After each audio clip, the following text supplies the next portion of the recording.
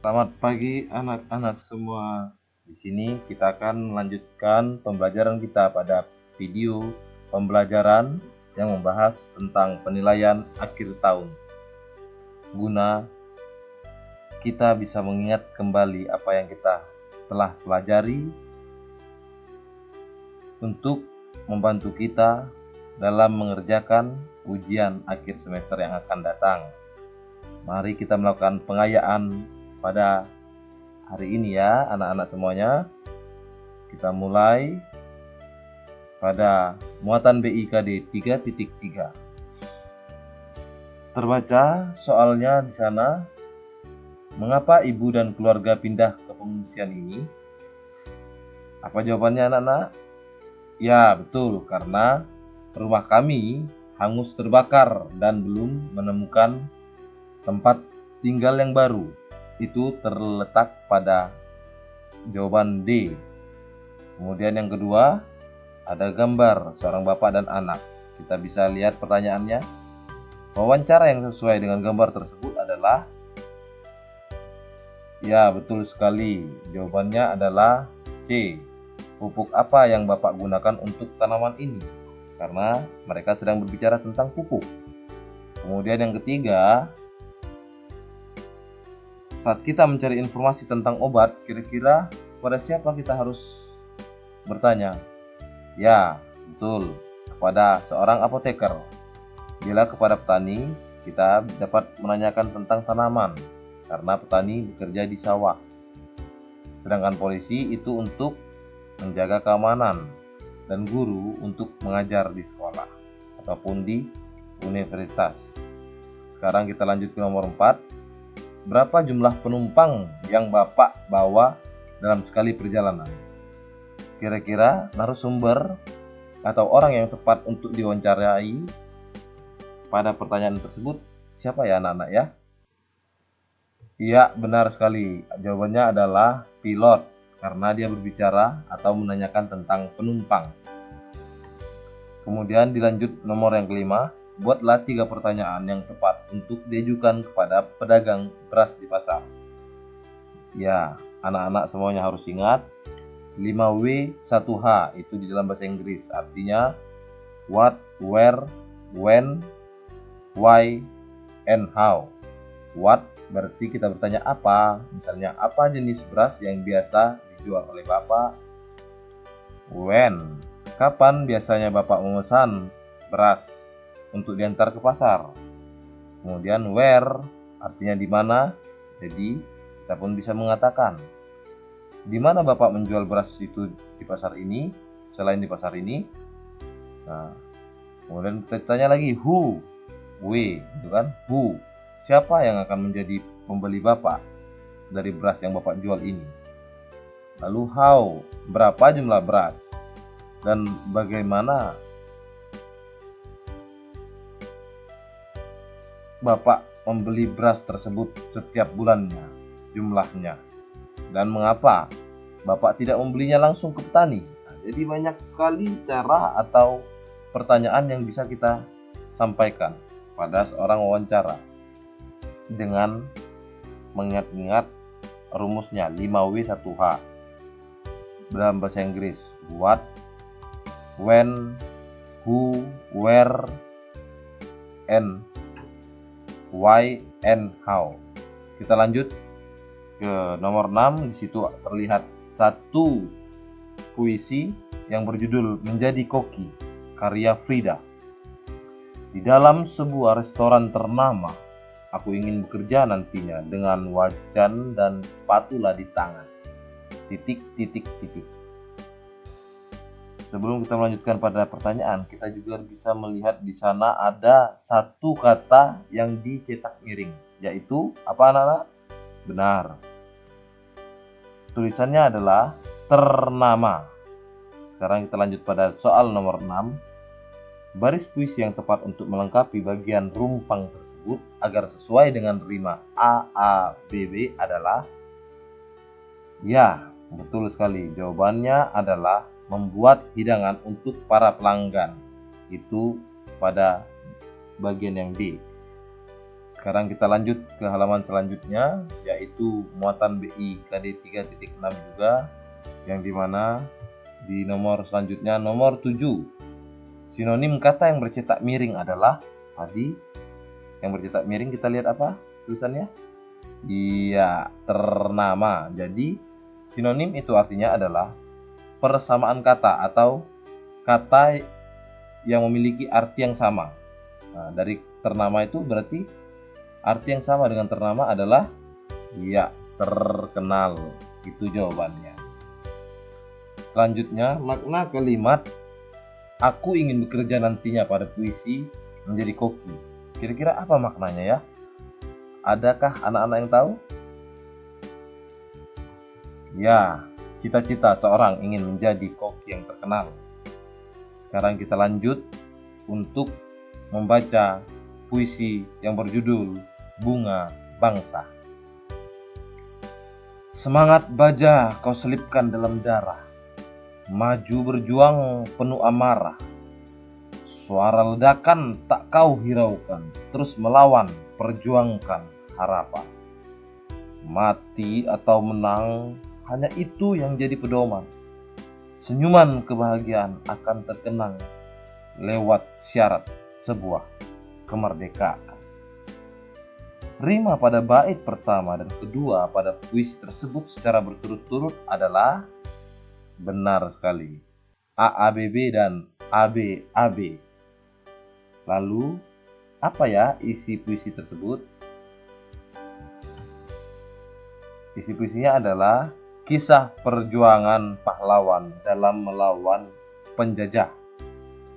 Sekarang kita lanjut ke muatan BI KD 3.7 yang menanyakan kata dasar berkebangsaan yang tepat saat dicari di dalam Kamus Besar Bahasa Indonesia adalah ya, bangsa.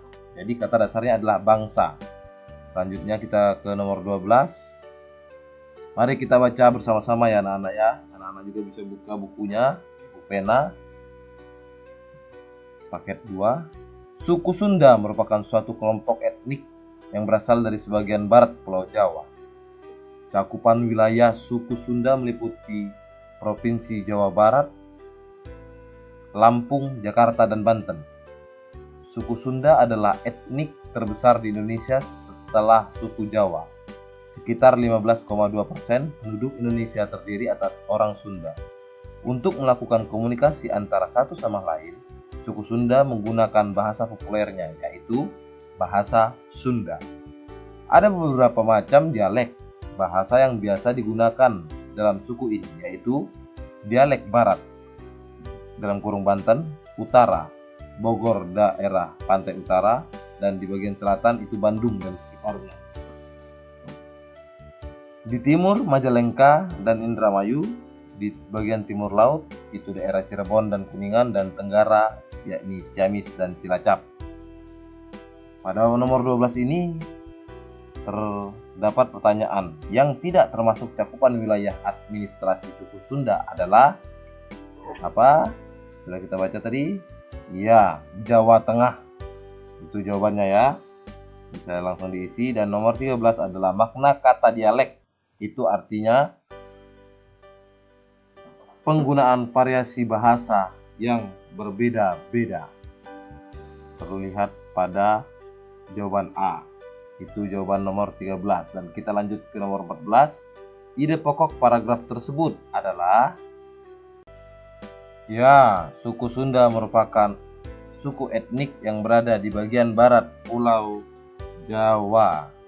Kita lanjut kemudian pada nomor selanjutnya 15. Buatlah peta pikiran berdasarkan informasi yang ada dalam paragraf tersebut. Maka jawabannya, mari kita membuat peta pikiran sesuai teks. Seperti itu tentang Sunda tadi. Dan nomor 16 berikut yang bukan merupakan contoh teks fiksi adalah teks wawancara. Itu jawabannya ya. Dan yang ke-19, contoh judul teks fiksi yang termasuk ke dalam fabel adalah Apa anak? Ya, betul, serigala dan 3 ekor ayam. Dan anak-anak juga bisa membaca sendiri masing-masing, diikuti di rumah, yaitu untuk menjawab pertanyaan nomor 18 dan 20. Langsung mencoba membantu baca dari sini. Di dalam hutan Gunung Lawu tinggal seorang kakek dan istrinya. Kakek itu bernama Kiai Pasir. Mereka tinggal di gubuk yang sangat sederhana terbuat dari kayu. Kebutuhan sehari-hari keluarga itu dipenuhi dari hasil ladang milik Kiai Pasir. Suatu hari, Kiai Pasir pergi ke tepi hutan untuk berladang.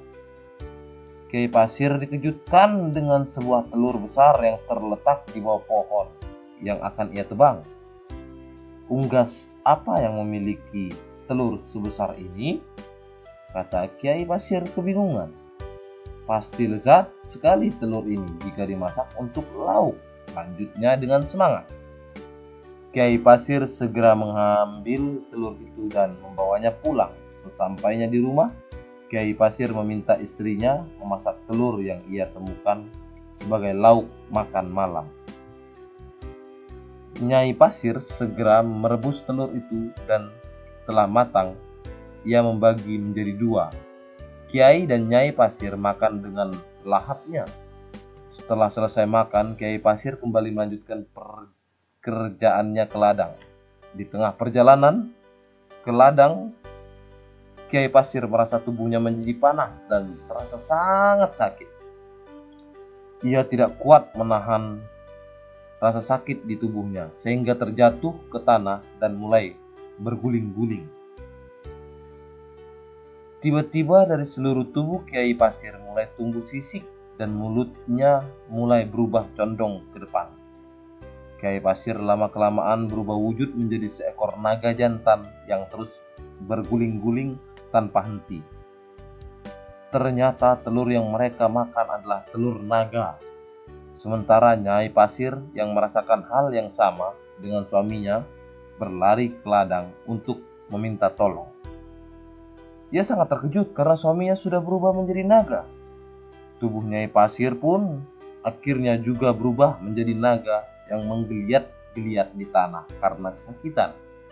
Tanpa mereka sadari, mereka membentuk sebuah cekungan yang semakin luas dan dalam.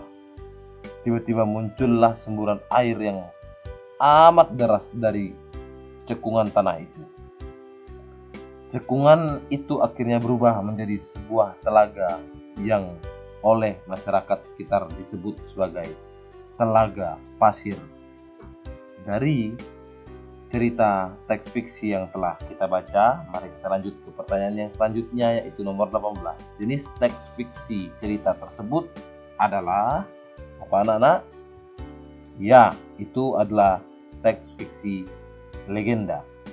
Kemudian nomor 19, sifat tokoh Kiai Pasir dalam teks fiksi tersebut adalah betul sekali, sederhana dan tidak bermewah-mewah. Itu adalah sifat tokoh Kiai Pasir pada teks fiksi legenda tersebut. Kemudian mari kita lanjut ke halaman selanjutnya. Nomor 20. Tuliskan amanat yang terdapat di dalam teks fiksi tersebut. Amanatnya adalah, dalam hidup kita tidak boleh bermewah-mewah. Ya, itu intinya. Kita tidak boleh sombong, harus lebih sederhana, merendahkan hati untuk menolong sesama. Intinya dari teks tersebut adalah selalu dermawan dan menolong tanpa pamrih, tidak meminta imbalan. Kita lanjut ke muatan IPA KD 3.2. Nomor pertama, contoh hewan lain yang memiliki jenis daur hidup yang serupa dengan gambar di samping adalah, di gambar samping itu adalah gambar belalang. Jadi jenis hewan yang serupa apa, anak-anak? Ya, capung dan kecoa. Mereka serupa dalam daur hidupnya, berkelangsungan hidupnya. Dan nomor 2, kita lihat tabelnya ya. Tempat pelestarian. Pelestarian keanekaragaman hayati secara bisa dilihat ditunjukkan oleh nomor yang pertama Kebun Raya Bogor, yang kedua Taman Safari Puncak, yang ketiga Taman Nasional Kerinci Seblat, yang keempat Cagar Alam Gunung Leuser, dan yang kelima Hutan Lindung Sungai Wai. Dan jawabannya adalah 3, 4, dan 5. Itu adalah keanekaragaman hayati Taman Nasional Kerinci, kemudian Cagar Alam Gunung Leuser, dan Hutan Lindung Hayati. Itu keanekaragaman hayati. Yang ketiga, padi dan jagung dimanfaatkan oleh manusia sebagai bahan, betul, sebagai bahan makanan. Dan yang keempat, keuntungan dan kerugian yang ditimbulkan dari hewan bagi manusia itu apa? Kalau untuk ulat sutra, apa keuntungannya bagi manusia? Ya, ulat sutra bisa berubah menjadi kepompong menghasilkan serat yang digunakan sebagai bahan baku kain sutra. Sedangkan kerugian dari ulat sutra tersebut adalah dapat menjadi hama yang mengganggu tanaman yang ditanam oleh kita atau manusia. Kemudian yang kelima, kita bisa lihat pada gambarnya adalah binatang atau hewan komodo. Tuliskanlah cara pelestarian makhluk hidup komodo tersebut. Bagaimana cara kita melakukan pelestariannya?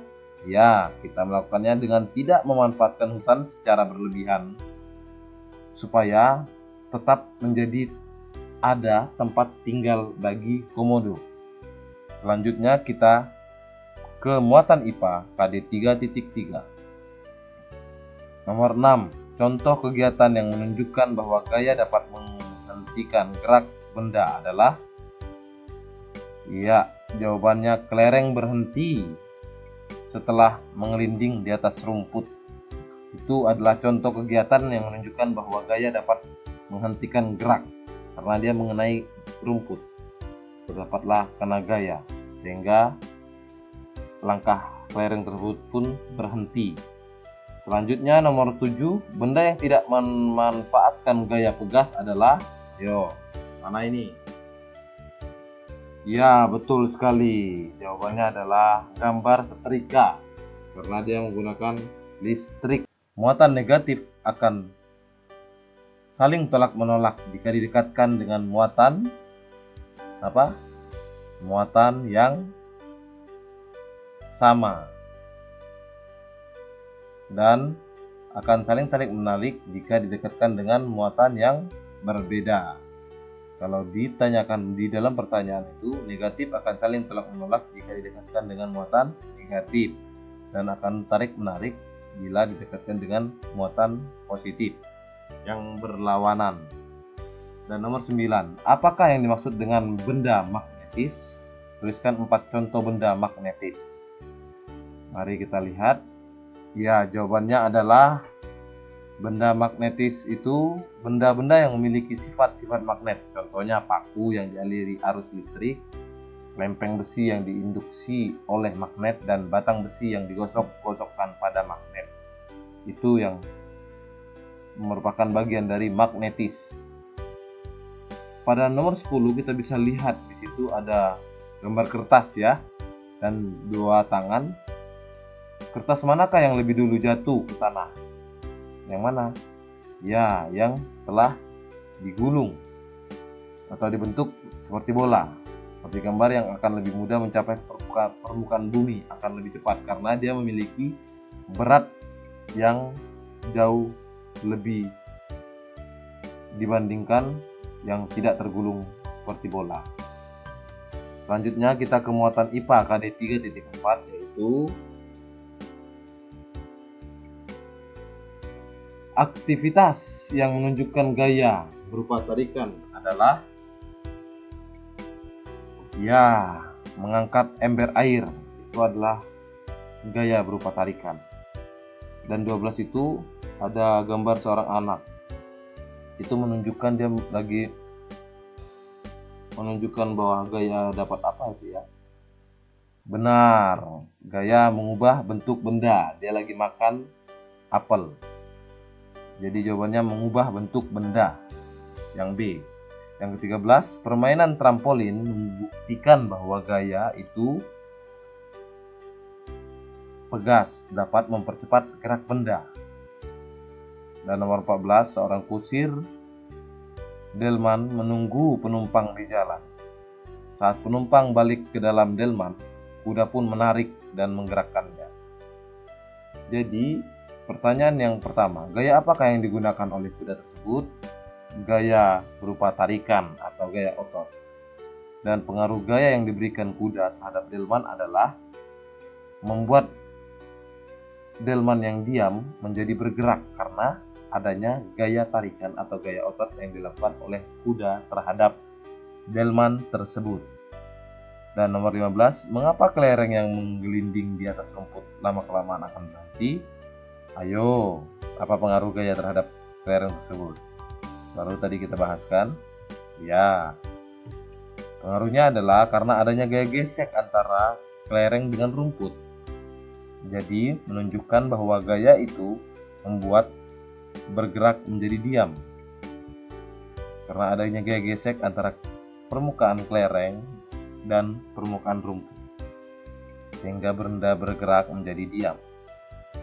Kemudian kita lanjut pada muatan IPA KD 3.5, sumber daya air yang tidak dapat dijadikan sumber energi listrik. Apa? Betul, sumur.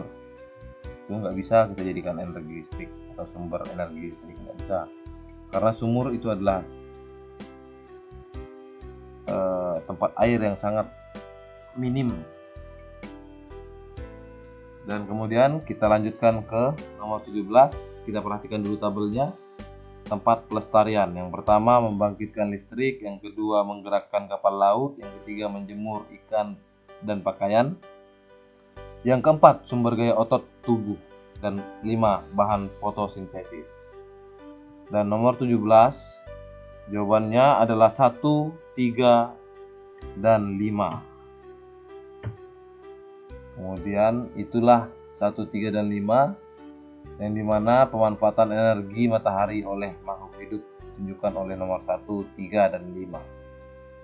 Dan sekarang kita nomor 18. Pada gambar A, perubahan energi yang terjadi pada gambar A dan B tersebut adalah dari energi apa itu? Yang A itu, ke B. Dari energi kimia menjadi energi gerak. Ya.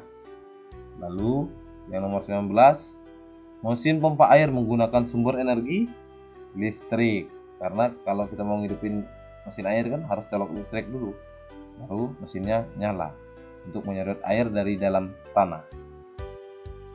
Yang ke-20, mengapa biogas dikelompokkan ke dalam sumber energi alternatif? Ya, jawabannya adalah karena menggunakan bahan yang mudah didapatkan dan sangat ramah akan lingkungan. Makanya biogas dapat dikelompokkan menjadi sumber energi alternatif atau sumber energi yang dapat diperbaharui. Dan muatan 15, muatan IPS yang nomor 1 KD 3.1. Berikut yang bukan merupakan pemanfaatan sumber daya alam yang dapat diperbaharui adalah 1. Ya, batu bara sebagai bahan bakar alat transportasi. Itu nggak bisa diperbaharui karena batu bara adalah benda alam yang tidak bisa diperbaharui. Dan yang kedua, belerang, batu kapur, dan granit merupakan sumber daya. Iya, itu adalah sumber daya mineral non logam, yang D. Kemudian yang ketiga, hasil olahan minyak bumi yang dimanfaatkan sebagai bahan bakar kendaraan bermotor adalah bensin. Yang keempat, pengusaha susu dan keju merupakan jenis pekerjaan yang memanfaatkan salah satu hewan, yaitu sapi, kambing, dan unta. Dan nomor 5, minyak bumi adalah sumber daya alam yang sering dimanfaatkan dalam jumlah banyak. karena menghasilkan berbagai macam sumber daya lain. Yang A, apa dampak yang terjadi jika minyak bumi digunakan secara terus-menerus? Dampaknya adalah minyak bumi akan menjadi habis dan langka. Yang B, upaya untuk dapat dilakukan menghemat penggunaan minyak bumi adalah kita harus mencari sumber energi alternatif. Dan kemudian kita masuk kepada muatan IPS KD 3.2. Yang pertama, nomor 6, suku yang umumnya berasal dari daerah A adalah suku apa itu?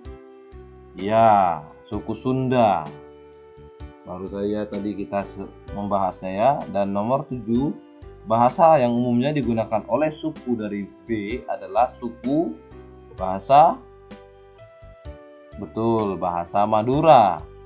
Dan yang ke-8 itu hasil hutan berupa jati dan rotan. Biasanya dimanfaatkan untuk bahan baku industri apa itu anak-anak? Benar, untuk membuat mebel, bangunan atau kursi bisa. Sekarang kita mari lanjutkan kepada halaman selanjutnya. Ya, nomor 9, rumah tongkonan merupakan rumah adat yang berasal dari daerah. Sudah pernah kita mempelajari ini. Ya, dari Sulawesi Selatan. Dan nomor 10, perbedaan kegiatan ekonomi masyarakat yang tinggal di daerah dataran tinggi dan pantai adalah, kalau di dataran tinggi masyarakatnya tentu sangat tergantung sekali dengan kondisi alam, yaitu suhu rendah. Biasanya mereka kepada perkebunan stroberi, petani kentang dan teh, itu adalah kegiatan ekonominya. Sedangkan di pantai adalah masyarakat pasti tentunya berhubungan dengan air atau pantai atau alam pantai seperti mutiara, hasil tangkapan laut. Sekarang kita lanjut ke muatan IPS KD 3.3 yang nomor 11. Soalnya adalah seorang guru sering menulis di atas kertas menggunakan pulpen. Kegiatan ekonomi yang dilakukan oleh guru tersebut termasuk ke dalam, ya betul, konsumsi. Dan yang ke-12, jenis pekerjaan terutama di daerah pedesaan adalah petani, pekebun, peternak, dan penambang sebagai produksi. Dan nomor ke-13, jenis pekerjaan yang termasuk kegiatan ekonomi berupa distribusi adalah pengiriman barang atau jasa surat. Dan yang ke-14, petani menanam jagung, berarti dia sebagai produksi, sebagai tukang produksi di kawasan puncak dan termasuk ke dalam kegiatan ekonomi yang berupa produksi. Yang ke-15, jenis pekerjaan yang terdapat di daerah pantai. Ayo apa? Yang biasa kita lihat menjaring ikan itu apa? Ya, nelayan. Ada juga petani garam dan pemandu wisata. Sekarang masuklah kita pada bagian muatan PPKN KD 3.2 di halaman selanjutnya. Nomor 1, sebagian penduduk di Jakarta tinggal di dekat sungai. Kewajiban yang harus dilakukan penduduk Jakarta terhadap lingkungan sungai adalah, ya, tidak membuang sampah ke sungai supaya tidak terjadi banjir. Limbahnya juga tidak mencemari lingkungan air ataupun alam. Dan yang kedua, hak yang didapatkan oleh nelayan apabila mereka menjaga kelestarian sumber daya alam yang ada di laut adalah, ya, mendapatkan ikan dalam jumlah yang banyak dan mereka pun bisa menikmati keindahan bawah laut. Bisa jawaban A dan D jawabannya ya. Kemudian nomor 3, kewajiban terhadap pertumbuhan yang ada di halaman rumah adalah kita harus menyiramnya dengan air secara teratur supaya tumbuhan pun dapat tumbuh dengan mekar dan segar. Kita pun enak memandangnya.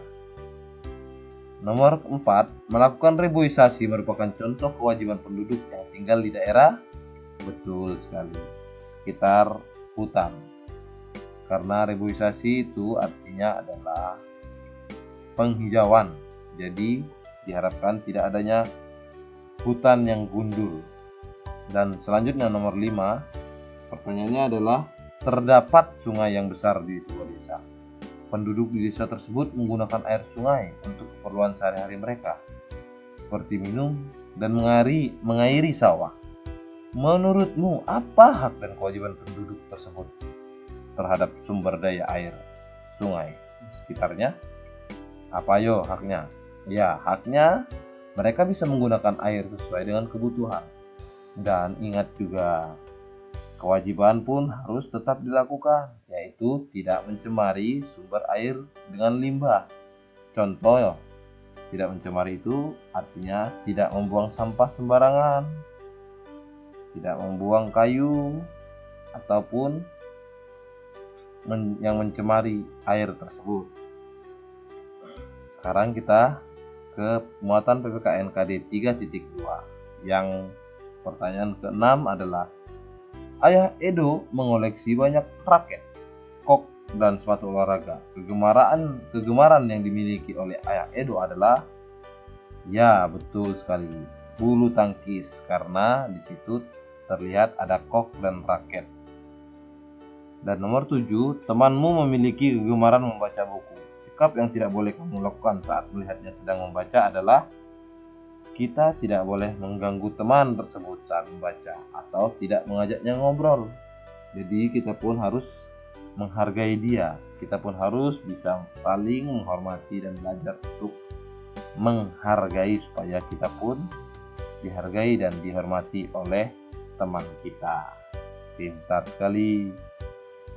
Dan yang ke-8, kakakmu bercerita menjadi seorang arsitek.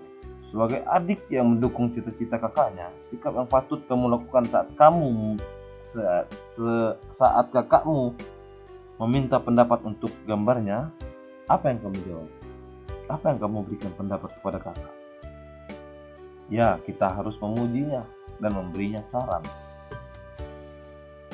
Dan di halaman selanjutnya adalah tentang nomor 9. Nyepi dan Galungan merupakan hari besar keagamaan yang dilaksanakan oleh penganut agama Hindu. Dan yang ke-10, Dedi dan Jonas sedang mengerjakan tugas sekolah bersama. Ketika tiba waktu untuk beribadah, apa yang seharusnya dilakukan Jonas dan Dedi? Ayo menghentikan pekerjaannya sebentar, berdoa dulu, baru nanti dilanjutkan kembali. Seperti itu ya anak-anak ya, kita juga harus tetap ingat Tuhan Sang Maha Pencipta yang masih saat ini memberikan kita kesehatan, kesegaran, dan bimbingannya yang menuntun kita supaya bisa menjadi belajar menjadi lebih pintar. Sekarang kita ke muatan PPKN KD 3.4, yaitu faktor yang mempengaruhi keragaman suku bangsa di Indonesia adalah kondisi geografis. Indonesia yang berbentuk negara, ya, kepulauan Republik Indonesia. Nomor 12, menghargai teman yang menggunakan logat berbeda adalah sikap yang dilakukan untuk melestarikan bahasa daerah. Dan yang ke-13, Made mengizinkan Jonas untuk terlambat datang saat kerja kelompok di hari Minggu agar Jonas bisa ke gereja terlebih dahulu. Made itu menunjukkan sikap apa? Benar, dia menunjukkan sikap yang sangat toleransi terhadap beragama. Dan nomor 14, rasa toleransi terhadap keragaman harus kita miliki agar tidak terjadi permusuhan atau pertengkaran. Dan nomor ke-15 adalah, mari kita tuliskan 3 sikap yang dapat menciptakan kerukunan dalam keragaman agama. Yang pertama, menghormati teman yang beribadah. Yang kedua, tidak mengejek teman yang berbeda agama. Dan yang ketiga, mempersilahkan teman yang akan beribadah sebelum mengerjakan tugas. Kemudian kita lanjut ke muatan SBDP KD 3.1. Benda yang memiliki bentuk balok adalah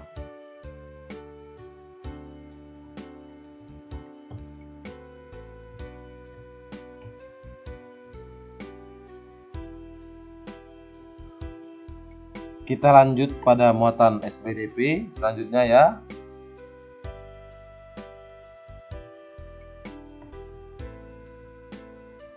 Kita lanjut pada muatan SPDP 3.1.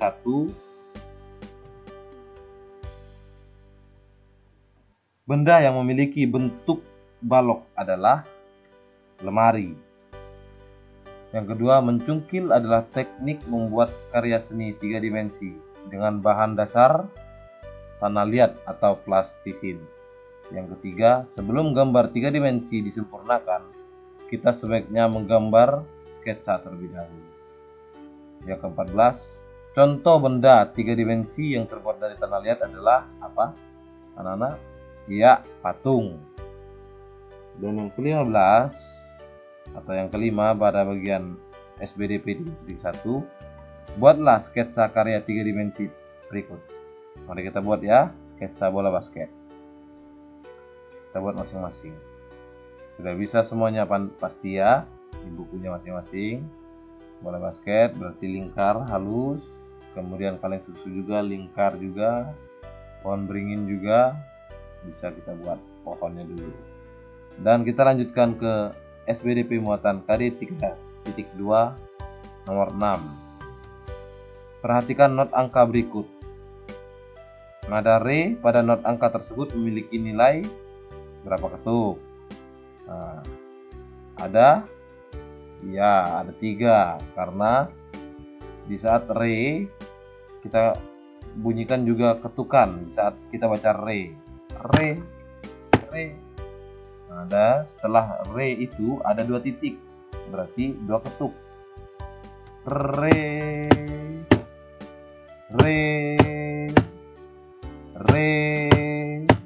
berarti 3 ketuk ya.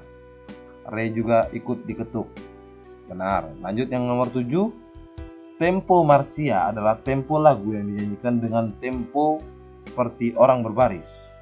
Di bawah ini contoh lagu dengan tempo marsia adalah bangun pemudi pemuda. Marsia itu artinya orang berbaris. Dan nomor 8 ada lagu Bagimu Negeri yang dinyanyikan dengan tempo ya, grave, yang artinya sangat lambat. Selanjutnya kita halaman nomor 9 yang menanyakan bahwasanya tuliskan kata dalam lagu berikut yang memiliki nada tinggi dan nada rendah. Kita tulis ya pada muatan SPDP 3.2 tersebut. Nada rendah dicetak miring atau warna biru, dan nada tinggi di sini Lause buat dicetak tebal dan warna kuning. Itu nada tinggi. Berarti nada rendah yang warna biru yang udah Lause buat, dan warna kuning itu adalah nada tinggi. Seperti ini akan Lause coba nyanyikan. Burung kakak tua hinggap di jendela, nenek sudah tua, giginya tinggal 2. Jadi yang biru itu adalah nada yang rendah untuk memulai pada lagu tersebut, dan nada tingginya itu warna kuning ya, seperti itu. Dan sekarang kita lanjut ke nomor 10, berbicara tentang not balok. Mari kita tulis not angka dari not balok tersebut. Itu hasilnya adalah sol mi fa re do mi la fa do la fa fa. Itu baca not baloknya ya. Kita harus bisa. Jadi kalian pun saya harapkan terus belajar supaya lebih paham cara membaca not balok di dalam garis para nada tersebut. Sekarang kita lanjutkan pada SPDP KD 3.3 nomor 1. Tari ondel-ondel merupakan contoh tarian yang berasal dari daerah ya, DKI Jakarta.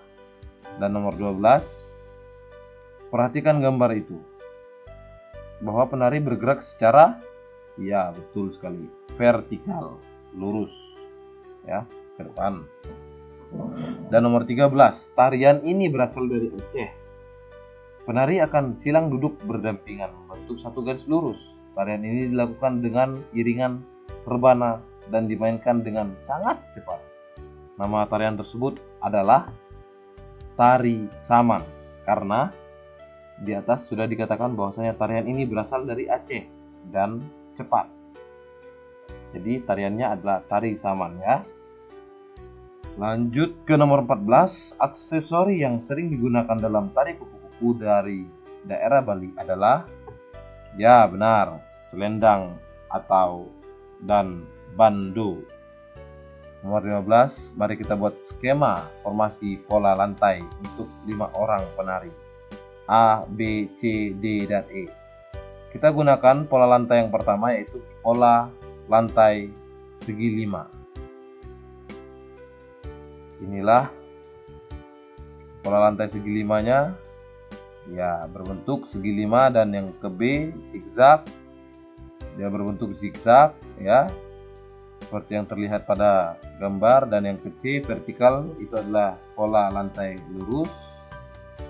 Dan yang ke D itu lingkaran, yang berbentuk lingkaran. Itulah masing-masing pola lantai seperti yang diminta pada pertanyaan tersebut.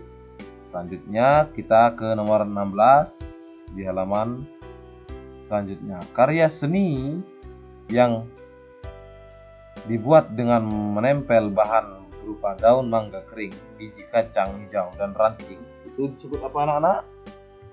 Ya, kolase. Benar sekali. Dan nomor 17, di situ terlihat gambar. Kira-kira itu gambar apa ya? Contoh karya seni tempel jenis apa itu ya? Kita lihat dulu, cermati. Benar, itu adalah montase.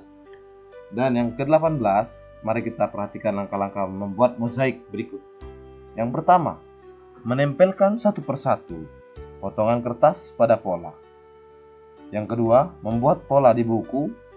3, meletakkan hasil di ruang terbuka.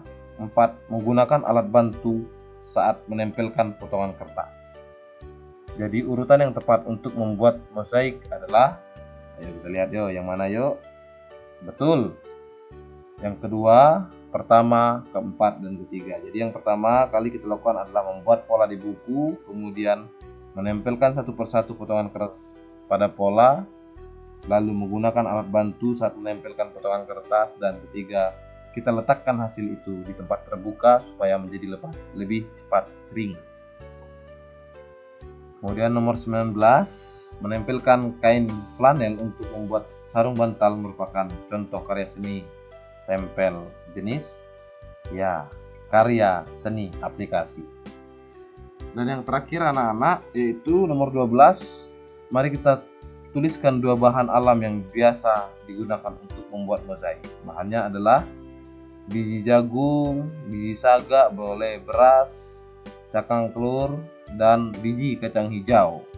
Boleh dilakukan. Sampai sini dulu pembelajaran pengayaan kita, dan saya harap kalian sehat selalu dan semangat untuk belajar supaya memberikan hasil yang baik pada ujian. Terima kasih.